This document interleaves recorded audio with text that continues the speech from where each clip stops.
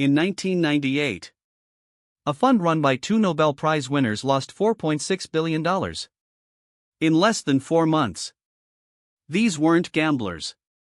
They were the smartest people in the room. And that is the danger nobody warns you about. I've spent 50 years watching markets. And I'll tell you something uncomfortable. The thing that wrecks most portfolios isn't a crash. It isn't bad luck. It's confidence. Today I'll show you 3 ways overconfidence quietly drains your returns, with real names, real numbers, real wreckage. And the third one is happening inside most portfolios right now.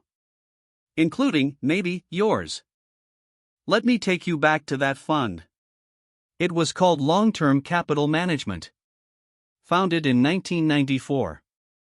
On its team Myron Scholes and Robert Merton, who won the Nobel Prize in Economics in 1997. For a while, it looked like genius. Returns of 40% a year. Banks lined up to lend them money. But here's the problem. They were so confident in their models, they borrowed enormously. At their peak, they controlled over $100 billion in assets on just $4.8 billion in actual capital. Then Russia defaulted on its debt in August of 1998. The models said that was nearly impossible. The models were wrong. The fund nearly took the whole banking system down with it. The Federal Reserve had to organize a $3.6 billion rescue. And that's the first lesson. Intelligence doesn't protect you from overconfidence. It feeds it. Now you might think, okay, that's a hedge fund. What about regular investors like me? 2 professors, Brad Barber and Terence O'Dean, asked exactly that. They studied 66,000 real brokerage accounts over 6 years. And what they found should be taped to every trading screen in the world. The investors who traded the most earned 11.4% a year. The market returned 17.9% over that same stretch. Think about that. Their confidence cost them more than 6 percentage points a year. Every year. Why? Because confident investors believe they know when to buy and when to sell. So they act. Constantly. And every trade carries costs, taxes, and the very real chance you're simply wrong. But here's where it gets personal. Because this next part is about how your own brain lies to you. Here's a question. In a famous survey, drivers were asked to rate their own skill. Roughly 90% said they were above average. That's mathematically impossible. And investors do the exact same thing with money. Psychologist Daniel Kahneman, who won the Nobel Prize in 2002, spent his career proving how badly we misjudge our own abilities. Even the brilliant fall for it. In 1720, Isaac Newton, yes, that Newton, invested in the South Sea Company.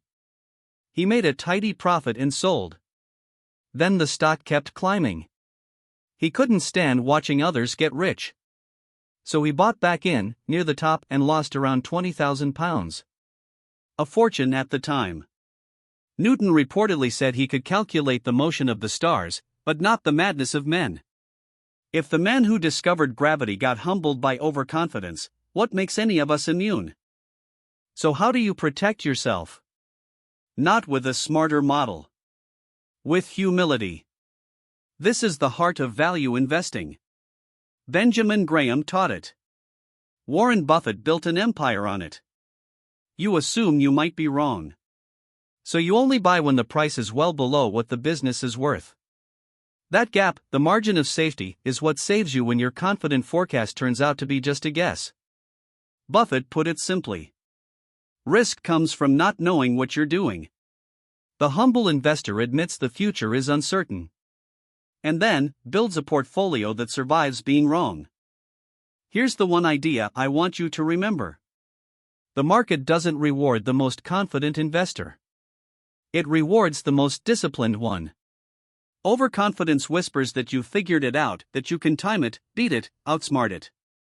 And every time you believe that whisper, you trade more, you pay more, and you take on risk you don't even see. The investors who win over decades aren't the ones who think they're right. They're the ones who never forget they might be wrong.